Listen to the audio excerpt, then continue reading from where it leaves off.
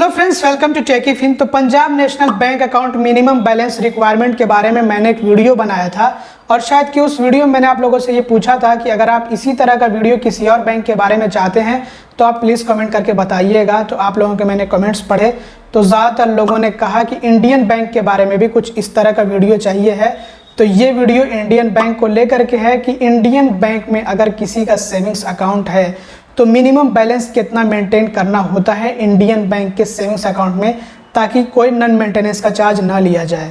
तो अब आइए वीडियो टॉपिक की तरफ बढ़ते हैं। तो इस वीडियो में आप लोगों को मैं जानकारी देने वाला हूं कि इंडियन बैंक के सेविंग्स अकाउंट में मिनिमम कितना बैलेंस मेंटेन करना होता है ताकि कोई नन मेंटेनेंस का चार्ज ना लिया जाए, और अगर मिनिमम बैलेंस मेंटेन नहीं हो पाता है तो ऐसे में कितना नन मेंटेनेंस का चार्ज लिया जाएगा। तो आइए वीडियो टॉपिक की तरफ बढ़ते हैं। तो सबसे पहले तो ये जान लीजिए कि ये जो मिनिमम बैलेंस की रिक्वायरमेंट होती है ये एरिया वाइज रहती है कि किस एरिया में ब्रांच आता है। तो जैसे कि रूरल एरिया में हमें कम मिनिमम बैलेंस मेंटेन करना होता है और इसी तरह से सेमी अर्बन एरिया में भी हमें कम मिनिमम बैलेंस की रिक्वायरमेंट होती है कंपैरेटिवली अर्बन एरिया और मेट्रो एरिया के। तो आइए इसको हम समझते हैं। तो अगर इंडियन बैंक में किसी का सेविंग्स अकाउंट है और जो ब्रांच है इंडियन बैंक का वो रूरल एरिया यानी कि ग्रामीण क्षेत्र या फिर सेमी अर्बन एरिया मतलब कि अर्धनगरी या फिर आप कह सकते हैं अर्ध शहरी क्षेत्र में आता है, तो ऐसे में चेक फैसिलिटी के साथ में अगर अकाउंट है, मतलब कि अगर किसी ने अकाउंट अपना ओपन किया हुआ है चेकबुक फैसिलिटी के साथ में, तो 1000 रुपये मिनिमम बैलेंस मेंटेन करना होगा। कम से कम बैलेंस अकाउंट में होना चाहिए 1000 रुपये, इससे कम नहीं होना चाहिए। इससे कम होता है तो नन मेंटेनेंस का चार्ज लिया जाएगा। और अगर अकाउंट विदाउट चेक फैसिलिटी के है तो ऐसे में 500 रुपये मिनिमम बैलेंस मेंटेन करना होगा रूरल एरिया और सेमी अर्बन एरिया में आने वाले ब्रांचेस में। तो अगर किसी का इंडियन बैंक का सेविंग्स अकाउंट रूरल एरिया या फिर सेमी अर्बन एरिया में आने वाले इंडियन बैंक के ब्रांच में हो और विदाउट चेक फैसिलिटी वाला अकाउंट हो तो ऐसे में 500 रुपये मिनिमम बैलेंस रिक्वायरमेंट होगी। कम से कम 500 रुपये मिनिमम बैलेंस मेंटेन करना होगा। और मेट्रो एरियाज़ यानी कि मेट्रो सिटीज़ जिनको मेजर सिटीज़ भी कहते हैं, और अर्बन एरियाज़ यानी कि शहरी क्षेत्र शहरी इलाकों में आने वाले इंडियन बैंक के ब्रांचेस में अगर किसी का सेविंग्स अकाउंट हो विद चेक फैसिलिटी तो 2500 रुपये मिनिमम बैलेंस की रिक्वायरमेंट होगी। मतलब कम से कम बैलेंस 2500 रुपये मेंटेन करना होगा ऐसे सभी ब्रांचेस में जो कि मेट्रो एरियाज़ में आते हों या फिर अर्बन एरियाज़ में आते हों। मतलब कि शहरी इलाके में आने वाले जितने भी इंडियन बैंक के ब्रांचेस हैं अगर उनमें अकाउंट खोला जाए, सेविंग्स अकाउंट खोला जाए और चेक फैसिलिटी के साथ में खोला जाए तो ऐसे में 2500 रुपये कम से कम बैलेंस मेंटेन करना होगा, क्योंकि मिनिमम बैलेंस की रिक्वायरमेंट ऐसे ब्रांचेस में 2500 रुपये होगी। और अगर विदाउट चेक फैसिलिटी वाला अकाउंट हो तो ऐसे में 1000 रुपये मिनिमम बैलेंस की रिक्वायरमेंट होगी। कम से कम फिर मिनिमम बैलेंस 1000 रुपये मेंटेन करना होगा मेट्रो एरियाज़ और अर्बन एरियाज़ में आने वाले इंडियन बैंक के ब्रांचेस में। तो ये तो बात हो गई मिनिमम बैलेंस रिक्वायरमेंट की कि इंडियन बैंक के सेविंग्स अकाउंट में मिनिमम बैलेंस की रिक्वायरमेंट क्या होती है, कितना हमें कम से कम बैलेंस मेंटेन करना होता है ताकि हमसे नन मेंटेनेंस का चार्ज ना लिया जाए। तो अब आइए जान लेते हैं कि अगर हम मिनिमम बैलेंस मेंटेन नहीं करते हैं इंडियन बैंक के सेविंग्स अकाउंट में तो हमसे क्या चार्जेस वगैरह लिए जाएंगे नन मेंटेनेंस के।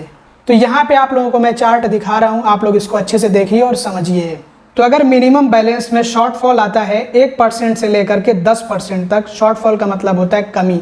जो मिनिमम बैलेंस रिक्वायरमेंट है, जैसे मान लीजिए कि 1000 रुपये मिनिमम बैलेंस रिक्वायरमेंट है, कम से कम आपके अकाउंट में 1000 रुपये चाहिए हैं, तो अगर उस 1000 रुपये में कमी आती है 1% से लेकर के 10% तक, मैंने आपको एग्जांपल दे करके समझा दिया है कि अगर 1000 रुपये में मान लीजिए कि आपको आपके अकाउंट में कम से कम 1000 रुपये मिनिमम बैलेंस मेंटेन करना है, तो उस 1000 रुपये में अगर 1% से लेकर के 10% की कमी आती है तो चार्ज होगा 10 रुपये प्लस जीएसटी। जितनी फीस और चार्जेस होते हैं सब पे जीएसटी लिया जाता है, तो 10 रुपये चार्ज होगा, 10 रुपये प्लस जीएसटी। और ये जो चार्ज होगा ये पर मंथ होगा, यानी आपसे हर महीने लिया जाएगा जब तक कि आप जो मिनिमम बैलेंस की रिक्वायरमेंट है उसको पूरी नहीं करते हैं। मतलब अगर 1000 रुपये मिनिमम बैलेंस चाहिए है आपके अकाउंट में तो आप पूरा का पूरा 1000 रुपये मिनिमम बैलेंस मेंटेन करिए, तब आपसे चार्ज लेना बंद किया जाएगा। अदरवाइज चार्ज लिया जाता रहेगा जब तक कि आप अपने अकाउंट में मिनिमम बैलेंस की रिक्वायरमेंट पूरी नहीं करते हैं।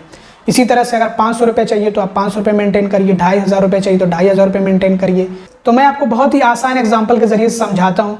मान लीजिए कि अगर 1000 रुपये में 1% की कमी आती है, मिनिमम बैलेंस चाहिए है 1000 रुपये और उसमें 1% की कमी आती है, मतलब 10 रुपया जो कम हो गया है 1000 रुपये में से, यानी कि अब हमारे अकाउंट में जो बैलेंस बचा है वो 990 रुपये बचे हैं। तो मिनिमम बैलेंस की रिक्वायरमेंट थी 1000 रुपये और उसमें से 1% कम हो गया यानी कि 10 रुपया कम हो गया।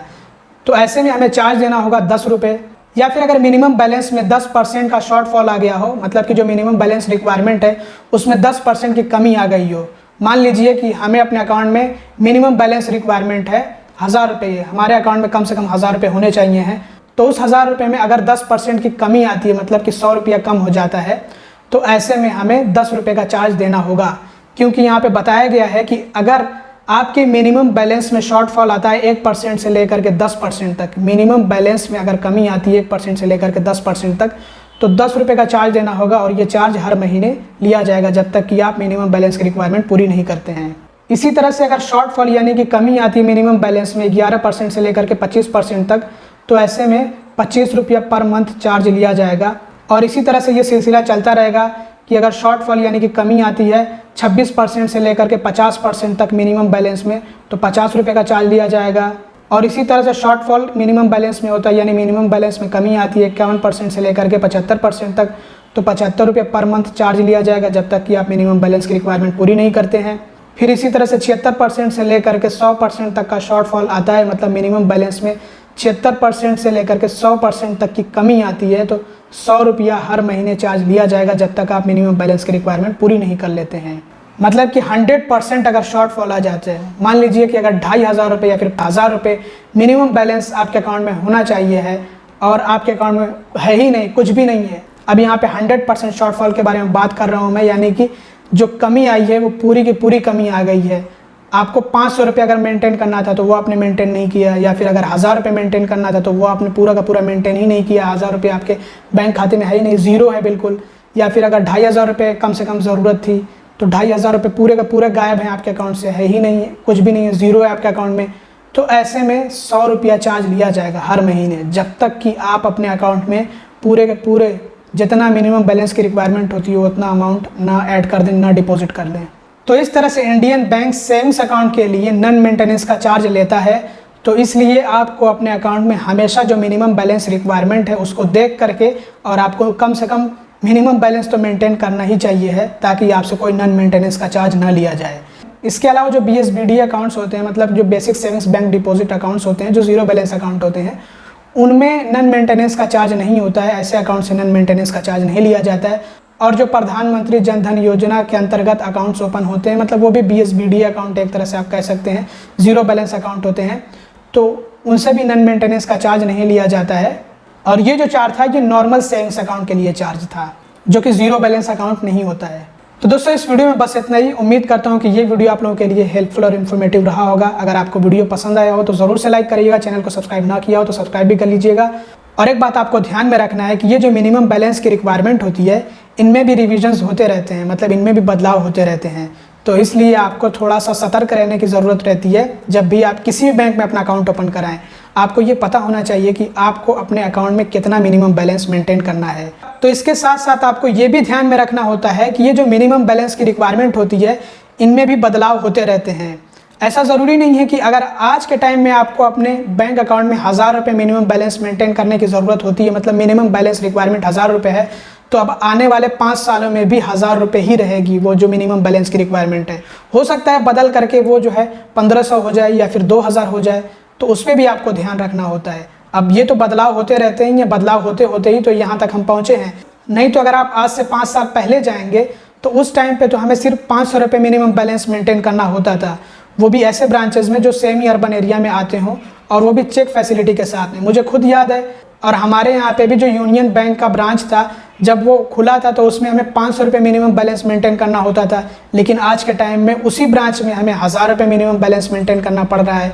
तो इस तरह से बदलाव भी होते रहते हैं, तो आपको उस पर भी ध्यान देना है। वैसे जब भी बदलाव होता है इसमें तो बैंक आपको नोटिफाई कर देता है, नोटिफिकेशन भेज देता है SMS या फिर ईमेल के ज़रिए।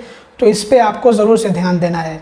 और हमारे YouTube चैनल पे तो बहरहाल इस तरह के वीडियोस आते ही रहते हैं। तो अगर आपने इस चैनल को सब्सक्राइब ना किया तो सब्सक्राइब ज़रूर से कर लीजिएगा, और बाकी अपने फैमिली मेम्बर्स और दोस्तों के साथ में भी शेयर कर दीजिएगा, ताकि उन लोगों के साथ में भी ये जानकारी साझा हो सके। Thanks for watching, bye bye.